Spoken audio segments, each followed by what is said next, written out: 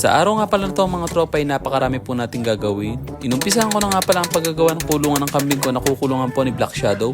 Ito nga pala si Black Shadow. So mamaya ipapakita ko sa inyo mga tropa yung step by step na gagawin natin upang maibalik po natin yung dati niyang tikas. So uumpisahan nga pala natin mga tropa yan sa pagpupurga at ipapakita ko po sa inyo mamaya yung video. At ito nga pala mga tropa yung kinukumpay namin at pinapakain namin sa aming mga alagang kambing. Mga damon ligaw po yan at saka mga ipil-ipil at may kasama na rin po mga neighbor grass. So dito nga mga tropa, umpisa na po natin yung pagpapaganda po dito kay Black Shadow para may balik po natin yung dati niyang tikas at talimdog. So inumpisahan ko nga pala ito sa pag-hoop trim ng kanyang mga kuko dahil kung napansin nyo mga tropa ay napakahaba na po ng kanyang mga kuko. After nga natin ma-hoop trim ay babanatan na po agad natin to ng pagpupurga ng albendazole. So yung paggamit nga po natin ng albendazole is 1 ml per every 10 kg body weight. So kung halimbawa nasa 80 kilos ang kambing ay 8 ml po yung ibibigay natin. So kung halimbawa nasa 10 kilos ay 1 ml lang po yung ibibigay natin. So ngayon nga mga tropa, after nga natin mapurga, ibibigay ko na rin po ito ng vitamin B complex na makakatulong po sa kanya para mas mapaganda po yung kanyang appetite at the same time mapaganda rin po natin yung kanyang katawan. So after nga natin mag-deworm at magturok ng vitamin B complex ay sasabayan ko na rin po ito ng iron. So sa mga nagtatanong nga pala kung pwedeng isabay ang vitamin B complex sa iron ay based lang po sa experience ko ay pwede ko po silang pagsabayin. Dahil sa naranasan ko naman po ay wala naman pong masama nangyari at mas napaganda po yung epekto nito sa ating mga alagang kambing para na rin po makaiwas po sa pagkakaroon po ng anemia sa ating mga alaga.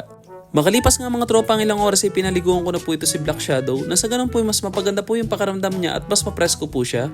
Dito nga mga tropa ay sinampo na natin siya at sinabon para sa ganun po ay mas mapabilis din po natin siya mapaamo.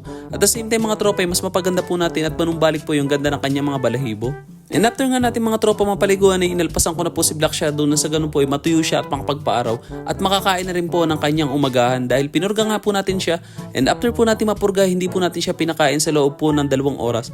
Nasa ganun mga tropa ay mas maging epektibo po yung pagpupurga natin sa kanya. So after natin mapurga mga tropa ay eto na po si Black Shadow. So ang ginawa nga po natin kanina ay hinup trim po natin siya, dine-worm at the same time tinuro na rin po ng vitamins at saka nga po ng iron na nakakatulong po sa kanya para mas mapabilis po ang panunumbalik ng kanyang pagganda at the same time mas mabilis po siya makabawi at mas mapaganda po ang kondisyon ni Black Shadow mga tropa. So dito nga mga tropa, inireport ko na po itong ating goat house kasi kung napansin nyo, nakakawawa na po yung papag niya at sira-sira na po. Gumamit nga lang pala ako dito mga tropa ng mga kawain na makakapal at yung mga kawain po mga taga sa panahon. Para sa ganun po, masigurado po natin na mas matibay po ito. So sa ngayon nga lang mga tropa, ito lang muna po yung ating gagamitin. Sa ganun po ay mas makatipid po tayo at the same time ay mapaghandaan na lang po natin yung mga susunod na renovation ng ating goat house. At ayan mga tropa, binekos-mekos ko na at pinakuha ko na yung mga may butas sa ganun po ay may ready natin to para sa ating mga alaga. At eto na nga mga tropa yung finished product ng ating kulong at na-repair na po natin yung kanilang mga flooring at the same time magiging komportable na po sila dyan mga tropa. So eto nga pala mga tropa yung view dito sa taas ng kulong ko ng kalapati at sa taas po ng kulong ko ng mga alaga kong kambing. Ang ganda nga nila pagmasdan mga tropa at nakaka-relax po talaga sa mata habang sila po ay kumakain ng kanilang mga pagkain. So yung routine nga pala na ginagawa ko once na deworm ko po sila, hindi ko po sila pinapakain sa loob po ng 2 oras. So kung halimbawa nagpurga ka ng 6 AM ay pwede mo na silang pakainin ng 8 AM. So napakaganda po sa ating mga alaga na meron tayong regular na programa at maintenance na ginagawa po para sa kanila na sa ganun po ay maiwasan na rin po mortality at mas mapaganda pa po natin ang ating mga alaga. So dito nga mga tropa, ipapakita ko po sa inyo yung mga available po nating kambing. So ito po isang full blood bower na dumalaga na nasa edad po na 8 to 9 months at ready to breed na po. Ito naman mga tropa isang full blood na inahin na dappled na ready to breed na rin po mga tropa at located lang po tayo sa Barangay Daip na Subo, Batangas. Kaya kung interested kayo mga tropa, pwede kayo mag-visit dito ng personal para personal nyo po makita yung mga kambing at personal nyo po silang mapilit at personal nyo po silang makilatis mga tropa. Ito naman mga tropa, isang dumalaga na may sampa na po at possible na pong buntis. Ayan, kitang-kita nyo naman mga tropa, ito po isang red bower painted na dumalaga mga tropa at possible pong first timer mga anak. At eto naman mga tropa yung ilan sa mga available nating manok, isang pumpkin sweater mga tropa na stag. Syempre mga tropa dahil pumpkin lover tayo, meron din tayong available na pumpkin henny. Kitang-kita nyo naman mga tropa, napakaganda ng kulay niya at quality po yan. Kaya sa mga interested dyan, mag-visit po kayo dito mga tropa. Eto naman yung ating SBR na isang available na stag mga tropa at meron din po tayong ibang mga hen at ito po yung sample ng ating Yena Blues na available dito nga sa ating munting farm mga tropa. Ngayong araw samahan nyo rin po ako mag-deliver ng kambing dito sa Karatagan Port na dadalhin po ito sa Mindoro mga tropa. So eto, iniwan ko na lang muna dito kay kuya etong manok na ating papadeliver sa Mindoro dahil eto nga po isasabay po sa biyahe. Ayan mga tropa. So eto po isang pumpkin sweater na binili po ng taga Mindoro sa atin. So after nga natin mag-deliver ng manok mga tropa, ginawan ko na rin po ng paraan na magkaroon ng silungan dito si Black Shadow. Kung napansin nyo nga mga tropa, color roof din po yung ginamit ko dyan bubong at medyo matibay rin naman po yung pagkakakabit niyan. So napaka-productive nga pala ng araw na to mga tropa dahil nakapagawa na tayo ng kulungan, nakapagawa na rin tayo ng bubong at the same time nakapag-deliver din po tayo ng manok. At ngayon ng araw na to mga tropa, samahan nyo ako na sumideline sa aming event na pupuntahan mga tropa. So ngayong araw nga pala mga tropa, samahan nyo akong sumideline papunta sa Tagaytay at mayroon po tayong pupuntahang event ngayong araw.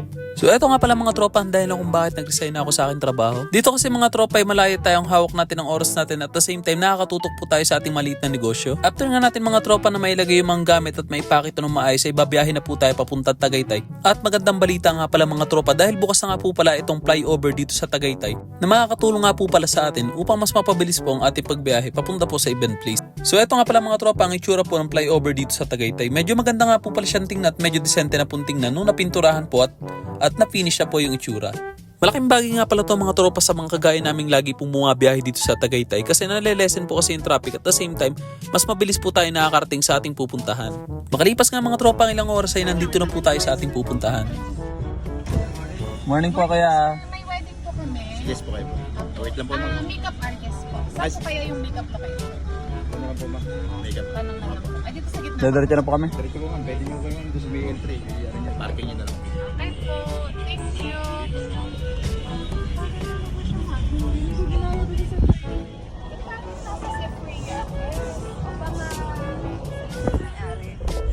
So dito nga mga tropa, mag-a-unload lang po tayo ng mga gamit at dadalhin lang po natin to doon sa kwarto na kung saan magbe-makeup po yung mga kapatid ko. Sumasideline nga pala tayo mga tropa sa kapatid ko dahil malaking bagay po ito para makabili po tayo ng mga maintenance at mga gagamitin po nating pit sa ating mga alaga. So sa mga nagpaplano nga pala dyan magpakasal, pwede nyo pong subukan ng aking mga kapatid ng mga makeup artists at talagang subok na po sila at napakarami na po nilang naging client dito nga po sa Tagaytay. At ito nga po pala yung itsura ng event place dito sa Tagaytay na talaga naman pong napakaganda mga tropa. So tayo nga mga tropa ay nangangarap din na makapagpakasal sa mga gantong kagagandang event place o kung hindi man sa mga gantong kagagandang event place, kahit mga simplihan lang po. Pinili ko na nga mga tropa ang gantong trabaho dahil bukod sa kumikita ka na nakakagala ka pa po ng libre sa iba't ibang magagandang event place dito nga po sa Tagaytay mga tropa.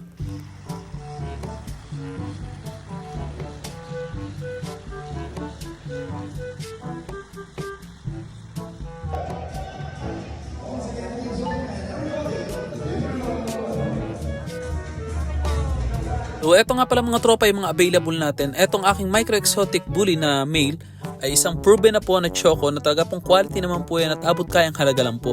Meron din tayo mga tropa na Pomeranian at kung interesado po kayo, pwede nyo po akong i-message sa aking Facebook account na BJM Livestock Farm. At syempre meron din tayo mga available na mga manok, pumpkin, meron din tayo mga hen, spangle. At the same time meron din po tayo mga Yana Blues na inahen at meron din po tayo mga dumalaga na white streamer, kanawain at syempre meron din tayo mga pumpkin sweater na mga stag na available nga mga tropa. Kaya kung interested kayo, pwede nyo akong i-direct message sa aking Facebook account BJM Livestock Farming mga tropa. Isinama ko na rin nga pala mga tropa itong aming mga farm lot available dito nga po sa Nasugbu, Batangas. So meron tayong 500 square meter na located po sa Barangay Munting Indang, Nasugbu, Batangas.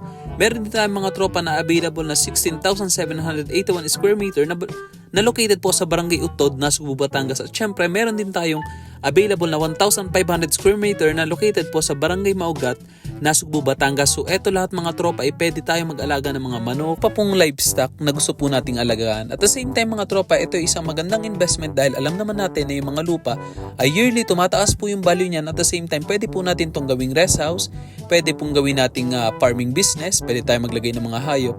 At talaga pong magandang investment po ito. So hanggang dito na lang muna mga tropa. Maraming salamat sa inyong lubos sa panonood and shoutout po sa mga solid na sumusuporta dyan. Maraming salamat and God bless.